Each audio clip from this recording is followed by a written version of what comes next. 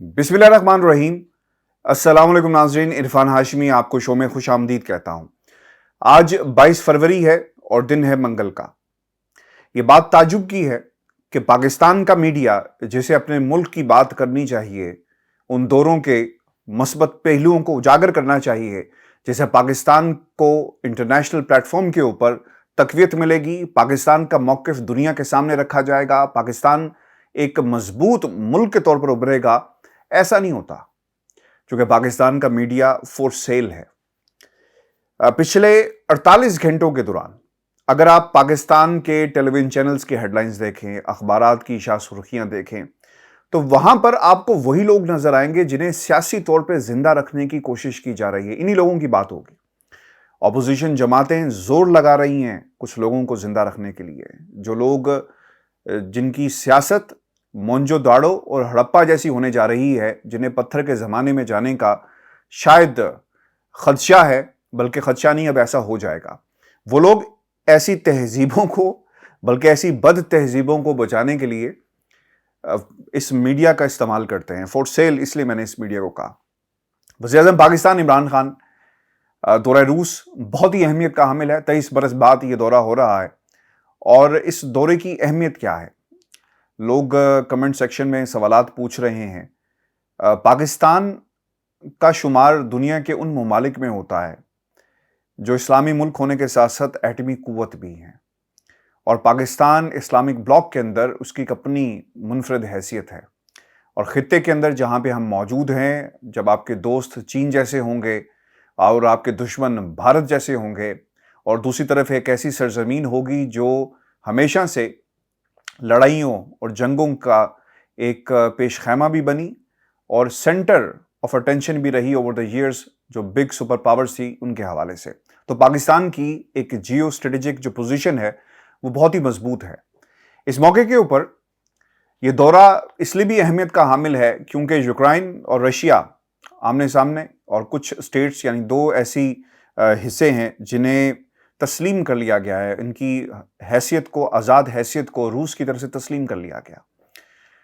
पाकिस्तान के वज़ीर-ए-आज़म जब वहाँ पे जा रहे हैं तो शायद ये एक क्रिटिसिज्म नज़र आ रहा है कि पाकिस्तान की हुकूमत किस ब्लॉक में जाएगी, पाकिस्तान क्या सोच रहा है, क्या उन्हें रूस के ब्लॉक का हिस्सा बनना है, अमेरिका को हम क्या जवाब देंगे, चीन के साथ हम कहाँ पे खड़े हैं, और यूरोपीय यूनियन में पाकिस्तान की क्या हैसियत होगी, क्योंकि अगर यूक्रेन को यूरोपीय यूनियन में शामिल कर लिया गया तो फिर ये भी एक बड़ा सवाल होगा। नेटो फोर्सेस दाखिल होंगी और फिर आमने सामने, और पाकिस्तान क्या कर रहा है वहाँ पे, ये सवालात पूछे जा रहे हैं।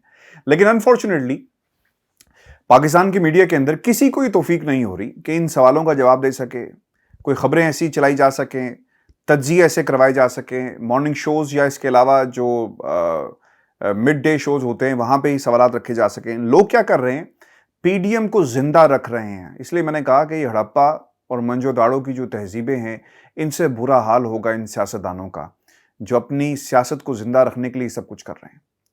वज़ीर-ए-आज़म पाकिस्तान इमरान खान ने रूसी टेलीविजन को एक इंटरव्यू दिया, और ये इंटरव्यू व्यूअर्स इसलिए भी अहमियत का हामिल है। इस इंटरव्यू में उन्होंने इन तमाम खदशात और दुनिया जो पाकिस्तान से तवक्कुआत रखती है, इन सब का जवाब दिया। वज़ीर-ए-आज़म पाकिस्तान इमरान खान का ये जो इंटरव्यू था, 3 चीज़ें उन्होंने कही। पहली चीज़ वो ये कहते हैं कि माजी में पाकिस्तान अमरीकी ब्लॉक का हिस्सा बना, जिसके बायस पाकिस्तान को इमदाद मिली, मगर इस इमदाद की वजह से हम अपने इदारे मजबूत नहीं कर सके। ये है असल फसाद की वजह। ये वो वजह है कि रूस में इन्वेजन हुआ अफगानिस्तान के अंदर, डॉलर्स आए पाकिस्तान में, और फिर कुछ लोगों ने इन डॉलर्स में खुर्द बुर्द की। लोग ये कहते हैं कि अगर हारून साहब ने जो तज्जिया पेश किया कि वो सिगरेट भी नहीं पीते थे और उनका अपना भी घर नहीं था, गाड़ी भी नहीं थी, इस किस्म की उन्होंने बातें हारून रशीद ने किसी इंटरव्यू में कही, बल्कि अपने प्रोग्राम के अंदर कही, तो इसका बड़ा आसान सा हल है कि वो जाएं और इसको चैलेंज कर दें। तो ऐसे मसाइल व्यूअर्स क्यों पैदा होते हैं? इसलिए पैदा हुए कि डॉलर्स आ रहे थे और लोगों को मांगने की आदत पड़ गई कि ठीक है, हम आपको अपनी सरजमीन भी देंगे, हम अपने हथियार भी देंगे, मैन पावर भी देंगे, जज्बे भी देंगे, और वी आर फॉर सेल।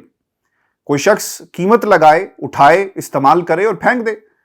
امریکہ نے پاکستان کے ساتھ یہی کچھ کیا اور یہی کچھ ہوتا رہا کہ ڈالر آتے تھے، ڈرون حملے کیے جاتے، لوگ مر جاتے، اور ہمیں بدلے میں کیا ملا؟ مایوسیاں، بدلے میں کیا ملا؟ تانے، بدلے میں کیا ملا؟ ایک ایسی پود ہمارے سامنے موجود ہے جن کے پیارے ان ڈرون حملوں میں مر گئے، اب وہ بدلہ لینا چاہتے ہیں محرومیوں کا، اس ظلم کا جو کسی اور نے کیا اور ہماری سرزمین پر کیا، ہماری سرزمین کو استعمال کیا۔ یہ وہ کہانی تھی جو عمران خان نے سنائی، اور اب اگر آپ کسی اس جو ماضی کی یہ ہماری عادات رہی ان کو نہ بدلا گیا تو پھر پاکستان کہیں پہ کھڑا نہیں ہوگا۔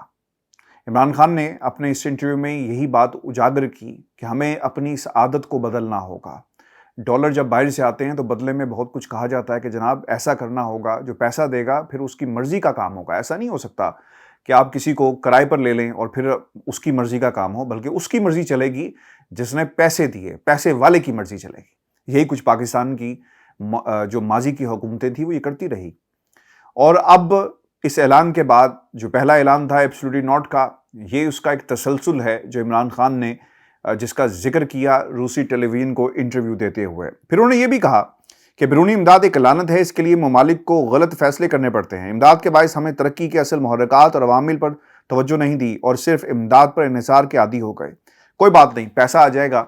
اس وقت جو کچھ کہہ رہے ہیں ان کی بات مان لی جائے، اس سے کیا ہوتا ہے ویورز؟ ہوتا یہ ہے کہ پاکستان ہو یا کوئی دنیا کا کوئی بھی ملک ہو جسے ڈالر باہر سے بھیجے جائیں، وہ ڈالر اگر وہاں پر نہیں بنیں گے تو ترقی نہیں ہوگی۔ کسی نے ادھار آپ کو پیسہ دیا، اب آپ کے اوپر ہے کہ آپ اس کو استعمال کریں، آپ اس کو خرچ کر دیں یا اپنے قرضے اتار دیں، یہ آپ کے اوپر ہے۔ اور جب انڈسٹری ترقی کرے گی تو عام آدمی ترقی کریں گے، عام انسان ترقی کریں گے۔ لیکن یہاں پہ کیا ہوا؟ عام انسانوں نے ترقی نہیں کی بلکہ خاندانوں نے ترقی کی۔ یہ دنیا کے جتنے بھی بڑے بڑے سکینڈلز ہیں ویورز، پاناما لیکس ہو، پینڈورا پیپرز ہوں، یا پھر اب یہ سوکس لیکس جو سامنے آئی، یہ انسانوں کی ترقی نہیں ہے بلکہ خاندانوں کی ترقی ہے۔ اور پھر حالات ایسے ہیں کہ کہیں نہ کہیں غلطی جتنے بھی خاندان کر جاتے ہیں، کسی بھی وقت یہ حقائق منظر عام پہ ضرور آئیں گے۔ آج آپ چھپا لیں گے لیکن کل ضرور آئیں گے۔ لیکن اب جس قسم کے حالات پیدا ہوئے اور لوگ بڑے فخر سے کہتے ہیں کہ جناب ہم تو جدی پشتی جو تھے وہ امیر تھے، ہم تو مہاراجہ اور راجاؤں کے بچے ہیں، ہمارے آباء و اجداد نے کاروبار کیے۔ پاکستان کا ویور سب سے بڑا مسئلہ پتہ کیا ہے؟ مسئلہ یہ ہے کہ ہم اس سوچ سے کبھی آگے نہیں نکل سکے۔ آج عمران خان جو باتیں دنیا کے پلیٹ فارمز کے اوپر کرتے ہیں وہ اس لیے کرتے ہیں کہ یہ ہمارے نظام کا سب سے بڑا مسئلہ رہا۔ آپ نے اپنا پیسہ جو آپ کا نہیں تھا، عوام کا پیسہ تھا، آپ نے دنیا کے بڑے بڑے بینکوں میں پارک کر دیا اور پھر اپنے بچوں کے لیے یہ بینک اکاؤنٹس چھوڑ دیے، اس لیے کہ جب وہ چاہیں گے، آنے والی نسلیں جب چاہیں گی، اس میں سے اکاؤنٹس میں سے پیسہ نکالیں گے اور استعمال کریں گے۔ اس طرح ان کی آنے والی نسلیں جو ہیں وہ ان کا مستقبل سیکیور ہو گیا۔ لیکن کس کا مستقبل تاریک ہو گیا؟ وہ پاکستان کا مستقبل تاریک ہو گیا۔ یہ پیسہ جو کہیں اور لگنا تھا وہ ان لوگوں کے اکاؤنٹس میں چلا گیا۔ پھر جو دوسری بڑی امپورٹنٹ بات کی، اور یہی مسئلے کا سب سے بڑا حل جو عمران خان نے پیش کیا، اور یہی ایک فساد کی جڑ بھی ہے اوور دا ایئرز جو پاکستان کے نظام میں ہمیں نظر آتا ہے، وہ یہ کہتے ہیں کہ ایکسپورٹس نہیں بڑھ رہی، نظام موجود نہیں ہے، لوگ ریلائی نہیں کرتے اپنی انڈسٹری کے اوپر کیونکہ انڈسٹری موجود ہی نہیں ہے، سسٹم موجود نہیں ہے۔ پھر کیا ہوگا؟ آپ غیروں کی طرف دیکھیں گے۔ جب آپ غیروں کی طرف دیکھیں گے تو پھر کچھ شرائط ہوں گی جن پر آپ کو عمل کرنا پڑے گا، اور یہی وجہ بنی کہ دنیا بلاکس میں تقسیم جب ہو جاتی ہے، آپ کسی امیر کا ساتھ دیں تو پھر وہ آپ سے آپ کی مرضی کا نہیں کام کروائے گا بلکہ اپنی مرضی کا کام کروائے گا۔ صورتحال بڑی کشیدہ ہے اور پاکستان کا اصولی موقف سامنے آ چکا ہے، اور وہ یہ کہتے ہیں کہ فوجی کارروائی کسی بھی مسئلے کا حل نہیں ہے۔ اور یوکرائن کا جو دورہ تھا، اس سے پہلے جو روس کا جو دورہ تھا، وہ یوکرائن کے مسائل جو اس وقت پیدا ہوئے ہیں دونوں ملکوں کے درمیان، اس سے پہلے کا ہے، یہ کوئی نیا نہیں ہے۔ پاکستان کے کچھ صحافی، کامران خان نے بھی یہ بات کہی کہ دیکھنا ہوگا کہ عمران خان صاحب جا تو رہے ہیں، اور دوسری طرف اگر اٹیک ہو جاتا ہے تو پھر پاکستان کہاں پہ سٹینڈ کرے گا۔ میرا خیال ہے کہ کامران خان صاحب کو جواب مل گیا ہوگا کہ پاکستان کہاں پہ سٹینڈ کرتا ہے، اور جس طرح عمران خان نے کہہ دیا کہ جنگ کسی مسئلے کا حل نہیں ہے، اور سب سے بڑی مثال آپ کے سامنے افغانستان کی ہے۔ امریکہ نے جو کچھ بھی کیا، اس کے باوجود یہ مسئلے کا حل نہیں تھا، اور آج امریکہ خود یہ بات کر رہا ہے۔ دوسری خبر، آصف علی زرداری اور فضل الرحمان کی ملاقات تھی۔ اندرونی کہانی آپ کے سامنے رکھ دیتے ہیں۔ وہاں پر آپشنز پہ غور کیا گیا. آصف علی زرداری نے کافلی کی صورتحال ان کے سامنے رکھی کہ تم سے کیا بات ہوئی. انہوں نے بتایا کہ مجھ سے یہ بات ہوئی. پھر انہیں بتایا گیا کہ ہمارے سے یہ بات ہوئی. تو یہ تمام چیزیں اس وقت نوٹس شیئر کیے جا رہے ہیں. جو حکومتی اراکین تھے, اگر کسی سے رابطے ہوئے تو اس صورتحال کا بھی غور سے جائزہ لیا گیا. پھر اتحادیوں سے جو باتیں ہوئی اور جس قسم کی گفتگو ہوئی, کیونکہ آپ کو یاد رکھنا ہوگا اتحادیوں کو بھی یہ بات معلوم تھی کہ یار یہ آج ہمیں مل رہے ہیں, کل کو جا کر یہ آپس میں بھی بیٹھیں گے اور پھر مشورہ کریں گے. تو پھر انہوں نے اپنے نوٹس شیئر کیے ہیں.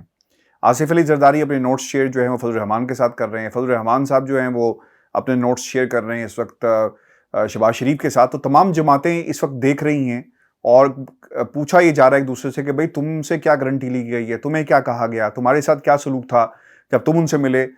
تو جب نوٹ شیئرنگ ہو جائے گی تو اس کے بعد یہ فیصلہ کیا جائے گا. آج کی میٹنگ بھی اسی سلسلے کی کڑی تھی جس میں نوٹ شیئر کیے گئے, اور آصف علی زرداری نے جہانگیر ترین گروپ کے ساتھ جو رابطے ہوئے اس کے حوالے سے بھی بات کی کہ کس کے رابطے ہو رہے ہیں اور کیا ڈیمانڈ کیا جا رہا ہے. پھر دوسری طرف جو حکومتی اتحادی تھے اس کے حوالے سے بھی ملاقات ہوئی اور حکومتی اتحادیوں سے جو کچھ کہا گیا اور آگے سے انہوں نے کیا جواب دیا یہ بھی جو ہے وہ شیئر کیا گیا. پھر پیپلز پارٹی اور پی ڈی ایم, یہ بہت امپورٹنٹ چیز ہے کیونکہ پیپلز پارٹی اور پی ڈی ایم میں ہمیشہ سے اختلافات رہے. فضل الرحمان نے ہمیشہ یہ بات کہی کہ ان کو استعمال کیا گیا, نون لیگ کی طرف سے اس پلیٹ فارم کو استعمال کیا گیا پاکستان پیپلز پارٹی کی طرف سے.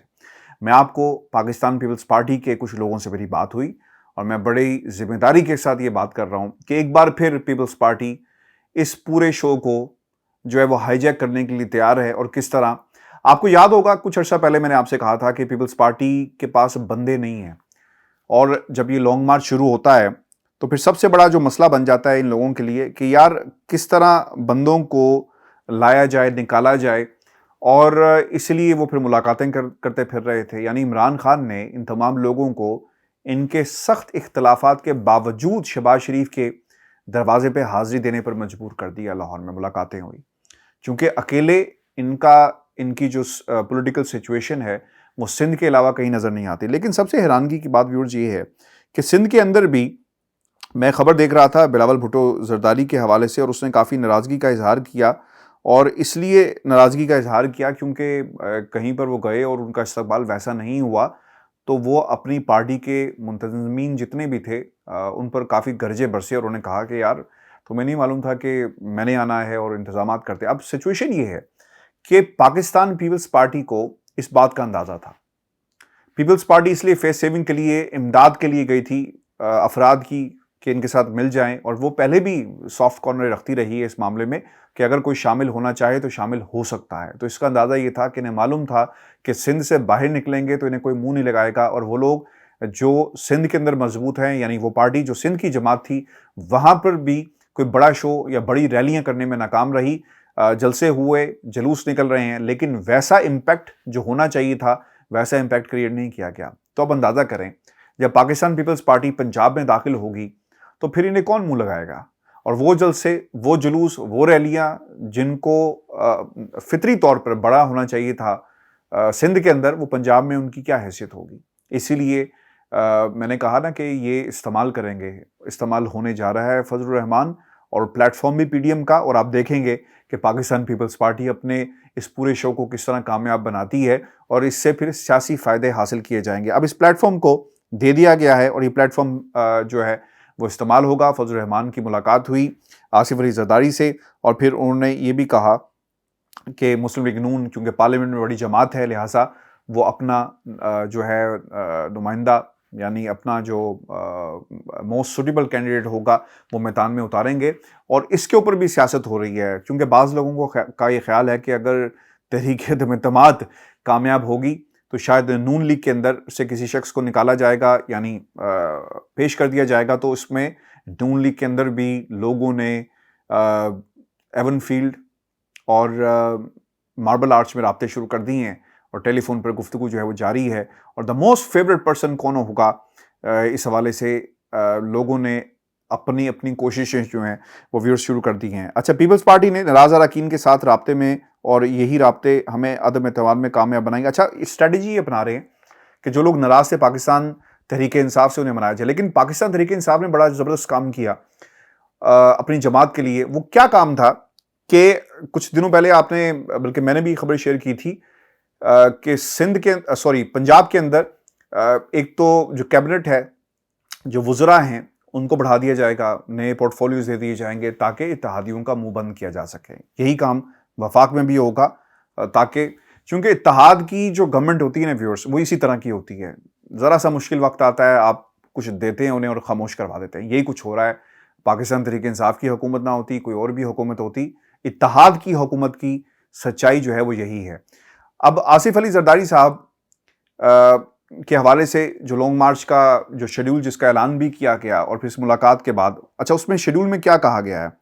شیڈیول کے اندر جو چیزیں ڈسکس کی گئی ہیں، ایک تو پنجاب کے اندر نون لیگ ان کا استقبال کرے گی. جیسا میں نے آپ کو پہلے کہا کہ سندھ میں ان کو منہ کی کھانی پڑی تو نون لیگ کی سپورٹ کی ضرورت تھی اپنے اس شو کو کامیاب بنانے کے لیے. پھر جمعیت علماء اسلام خیبر پختونخوا میں لانگ مارچ کا استقبال کرے گی. بلوچستان، آزاد کشمیر، گلگت بلتستان میں بھی لانگ مارچ کا استقبال کیا جائے گا. پتہ نہیں کیسے کیا جائے گا. بلوچستان میں یہ بندے کہاں سے لائیں گے، کشمیر میں بندے کہاں سے لائیں گے، اور اس کے علاوہ گلگت میں بندے کہاں سے لائیں گے. پھر long march G T road سے گزرے گا، اور پی ڈی ایم کی جماعتوں کے کارکن ہر شہر میں لانگ مارچ کا استقبال کریں گے. اسٹیج نہیں لگایا جا رہا، یہ بھی کہا گیا ہے. لوگ آئیں گے، مین اسٹیج سے خطاب کریں گے اور آگے بڑھتے جائیں گے. پھر کیا ہوا کہ پیپلز پارٹی کے جلسے میں مرکزی قیادت کی شرکت کے لیے پی ڈی ایم کی مشاورت جاری ہے. اچھا، اب پیپلز پارٹی کا جلسہ ہوگا اور مرکزی قیادت کون سی ہوگی، اس پہ بھی بات جو ہے وہ کی جا رہی. لانگ مارچ میں اسلام آباد پہنچنے پر جلسہ ہوگا، دھرنا نہیں دیا جائے گا اور لانگ مارچ ریڈ زون میں داخل نہیں ہوگا، جبکہ وزیر اعظم کے خلاف تحریک عدم اعتماد پیش کرنے کی تاریخ کا اعلان اسی جلسے میں کیا جائے گا. ویورز، یہ وہ اس وقت پولیٹیکل انگیجمنٹ ہے جس کا ذکر ہم بہت عرصے سے کر رہے ہیں کہ یہ دھرنا نہیں دیں گے، جو ریڈ زون ہے اس میں داخل نہیں ہوں گے. آج انہوں نے خود سے یہ بات کر دی، چونکہ انہیں معلوم ہے کہ پاکستان کے خلاف جا کر، پاکستان کے اداروں کے خلاف جا کر کوئی بھی ایسا کام جو ہے وہ نہیں کیا جائے گا. اور دھرنا جس طرح کہا جا رہا تھا ہم کریں گے، ویسا نہیں ہے. لیکن میری جو اسیسمنٹ ہے، اور میں پچھلے کافی دنوں سے اس کے اوپر جو میں مختلف جو پولیٹیکل مائنڈز ہیں جن سے میں بات بھی کر رہا ہوں، لانگ مارچ کو کوئی ٹارگٹ چاہیے تھا کہ آپ نے لانگ مارچ کیا تو اس کے بعد کیا ہوگا. آپ جا کر بیٹھ جائیں گے، دھرنا دیں گے، کوئی شرائط رکھیں گے. اس سے پہلے بھی پی ڈی ایم بہت ساری شرائط جو ہے وہ سامنے لا چکی ہے، لیکن کسی پر عمل نہیں ہو سکا. اب ایسا کیا کیا جائے؟ تو تحریک عدم اعتماد کی جو ہے وہ ہوا چلائی گئی. اس دن اس کا اعلان کیا جائے گا. اعلان کرنے کے بعد پھر دوبارہ سے کوشش شروع کر دی جائے گی. اور پھر کل جو شاہد خاقان عباسی نے ایک انٹرویو میں تو یہاں تک کہہ دیا کہ جناب مجھے نہیں لگتا کہ کچھ ایسا ہوگا، چونکہ ہمیں نمبرز کے اوپر دیکھنا پڑے گا. نمبرز کہاں پہ سٹینڈ کرتے ہیں، وہ بار بار نمبرز کی جو ہے وہ بات کرتے رہے.